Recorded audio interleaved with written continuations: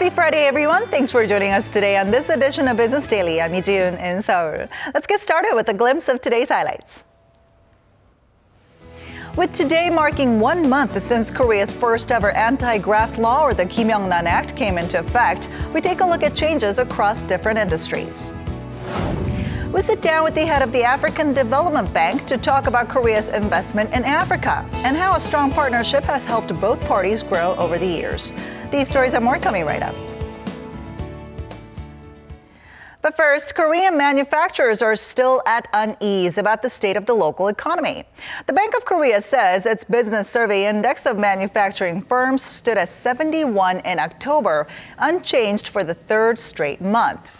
Now, their outlook for the coming month registered 72, down 3 points from the previous month.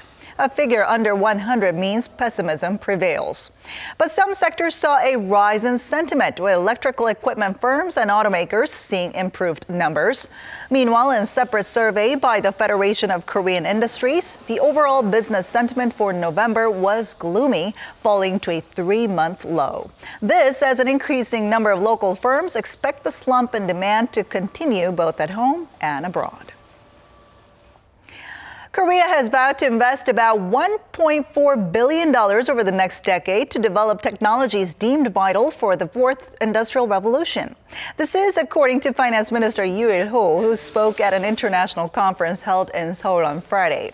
He said a total of 9 core sectors, including artificial intelligence and virtual and augmented reality, have been designated as national strategic projects to nurture and develop. Tax benefits will also be given to 11 promising fields like robot technology and future cars to attract more private investment.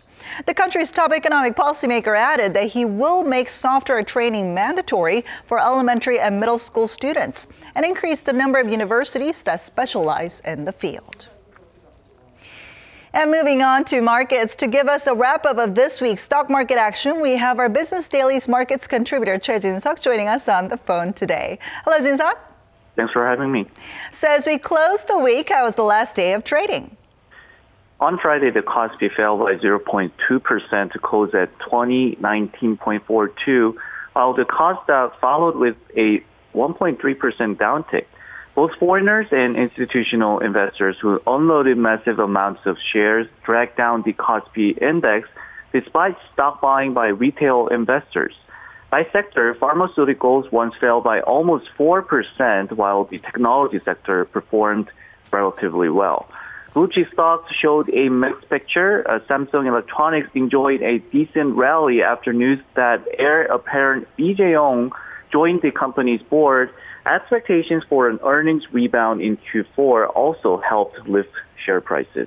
Shares for Naver, which reported positive quarterly results, rose for 5 consecutive sessions as well. Meanwhile, KEPCO, SK Hynix, and POSCO fell today. And after today's session, the Kospi market fell below 2020 again. So with that, how is the overall market performance this week? Right. On a weekly basis, both the Kospi and the Kosdaq fell slightly. By size, small to mid-cap stocks performed relatively weaker than large caps, while institutions, including national pension funds, bought massive amounts of shares on a weekly basis. Foreigners and retail investors sold shares. As foreigners were in a wait-and-see mode throughout the week ahead of key central bank meetings next week, internal political risks such as the ongoing Choi Soon-sil scandal spooked overall sentiment on the Korean equity market. Now, you just mentioned central bank meetings next week, so tell us more about that and what we can expect from the events. Next week will be the week of central bank meetings. First, the U.S. Federal Reserve, or the Fed, will hold its November FOMC meeting from Tuesday to Wednesday local time. So Korean investors will have a chance to look at the statement by Thursday morning. It is widely expected the Fed will keep rates on hold, but there's a possibility that the statement might include key signals for a rate hike in December. The Bank of England, or the BOE, will hold its policy meeting as well. The results released Thursday evening Korea time can have an impact on the value of British pound, as well as have greater implications for the entire foreign exchange market. The Bank of Japan or the BOJ's policy committee from Monday to Tuesday is another market event that will capture the spotlight. The BOJ is expected to maintain its policy stance, but it's likely to revise its inflation forecast. This has been Choi Jin-seok for Business Daily. There's been much talk over the past month about the good and bad of Korea's first anti-graft law, known as the Kim영란 Act. Exactly 1 month into its implementation, some notable changes are surfacing in the food and services sector. But what about the long-term effects? Our Lee Ju-young has the story.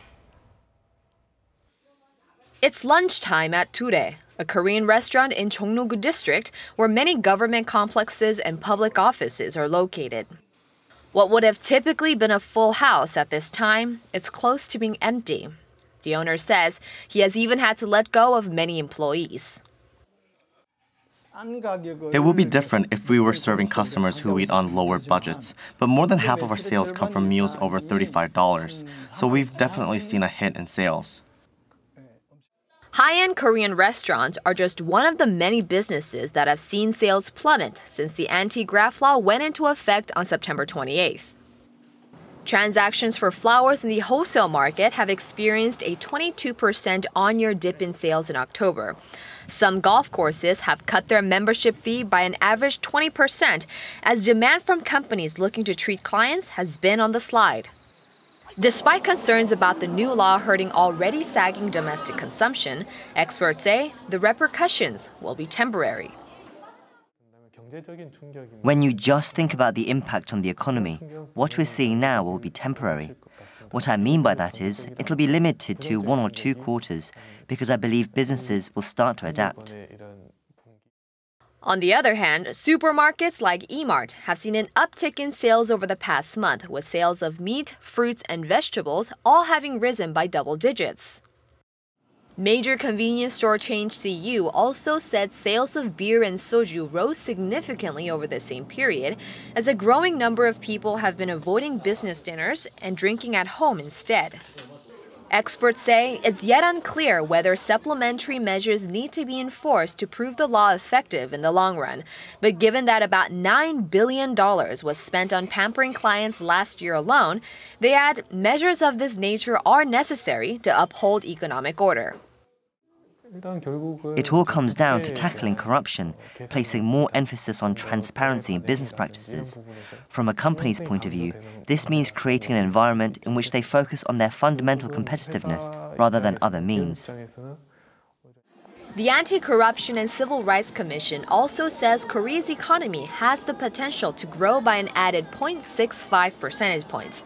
That's if the country's corruption awareness ranking climbs to the OECD average, a change the anti-graft law will hope to see as it strikes at the heart of Korea's business culture.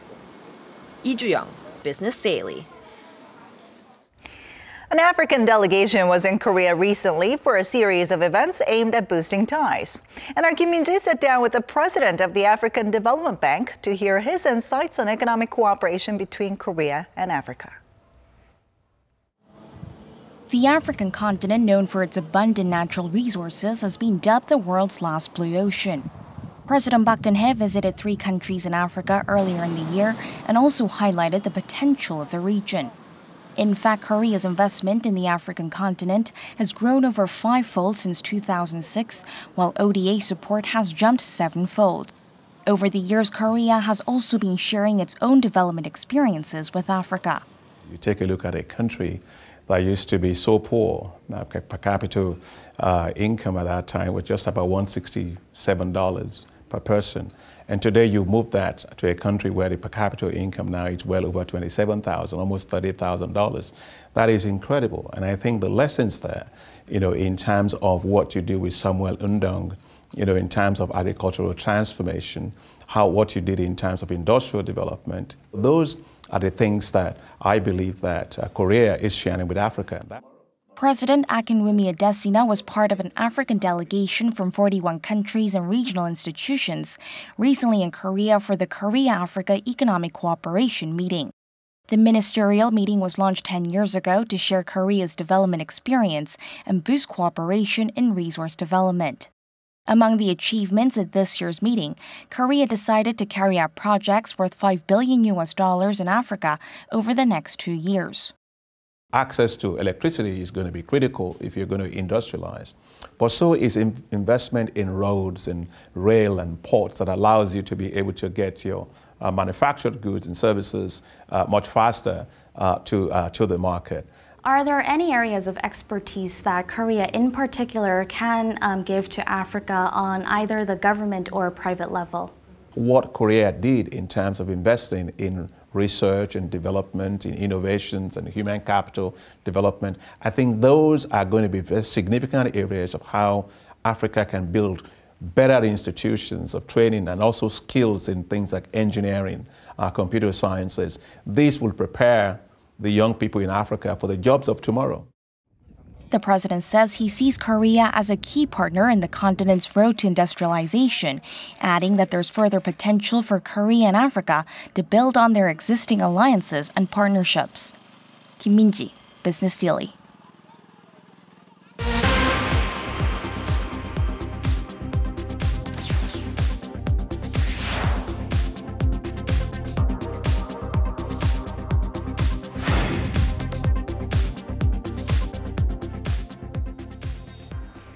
It's Friday, and that means it's time now for a look through some important global business stories that top the headlines this week. And for that, we're now joined by our Eunice Kim in the studio. Hello, Eunice. Happy Friday. All right, so there's another economy that's struggling to stay afloat, in part under the weight of low oil prices. Now, we're talking about Venezuela here, which is in its third year of recession. Yeah, you're absolutely right. Venezuela, this is a country that sits on the world's largest oil reserves. But as its heavy reliance on oil exports has hit hard times, Venezuelans are literally being driven to hunger as the cash in their pockets hold little value. Take a look. The biggest banknote in use in Venezuela, 100 bolivars, is worth just 8 US cents on the black market. Not only does this make transactions logistically difficult, for many this means food prices are out of reach. Inflation has been out of control. It's doubled and tripled itself since incumbent President Nicolas Maduro was sworn into office in April of 2013. And while the government has not issued inflation statistics since October of that year, the IMF projects inflation this year to rise to 475%, while other banks put that rate much higher. With the skyrocketing inflation, the Venezuelan bolivar has nosedived, its black market value far lower than its official exchange rate. And though the socialist state sits on the world's largest oil reserves, poor maintenance and planning has pushed Venezuela into recession since 2014, worsening as oil prices have fallen far deeper below $100 a barrel and stayed there. The IMF projects its GDP will drop by 10% this year and not see growth until at least 2019. It's unclear as of now how the country of 30 million people will turn itself around. The opposition calling for the impeachment of President Maduro is gaining strength. This week, hundreds of thousands of Venezuelans poured out into the streets, calling for his downfall. Electoral officials had canceled a petition for a referendum against him. Next week, a march to the presidential palace is planned.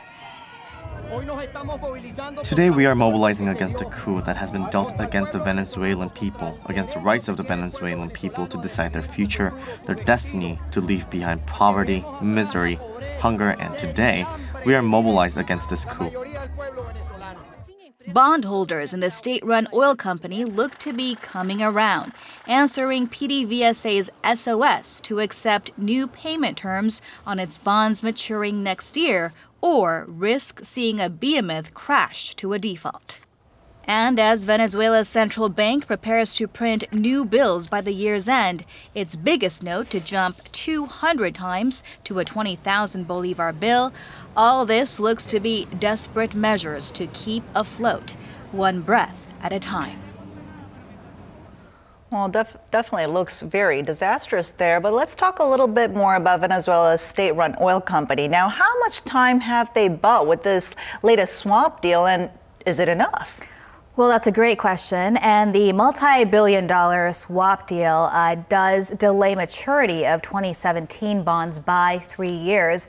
And the next time PDVSA will have to deal with debt service, analysts say, will be November of next year to the tune of $1.8 billion.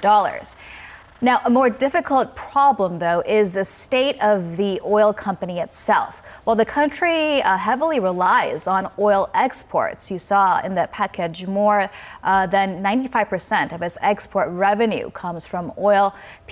PDVSA has not kept up with maintenance and investment in oil fields. In fact, production has dropped to a 13-year low, and it's also said to be backed up on unpaid bills for companies that help extract the oil. Then how does the state finances look at this point? And there are reports out that the country's government could be out of money within a year.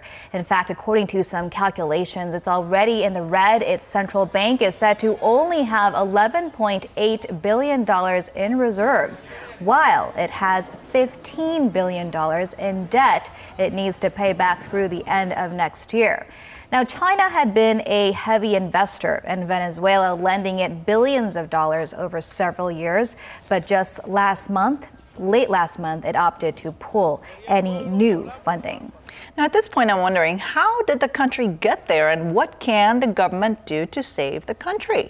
Well, so many Venezuela watchers credit President Maduro's populist policies throughout the years that were not backed up by investing in new growth opportunities when oil prices were high and bringing in good revenue. Now, we are seeing Venezuela's National Assembly, which is led by the opposition party, being stripped of its powers over the budget. And while the minimum wage was lifted by 40% on Thursday, just yesterday, that looks to be little consolation at a time when hospitals are running out of medicine and prices have literally multiplied by at least 4 times since the same time last year. Well, it definitely looks like they need some serious reforms to restart their economy. Thank you so much for coming in today. You bet.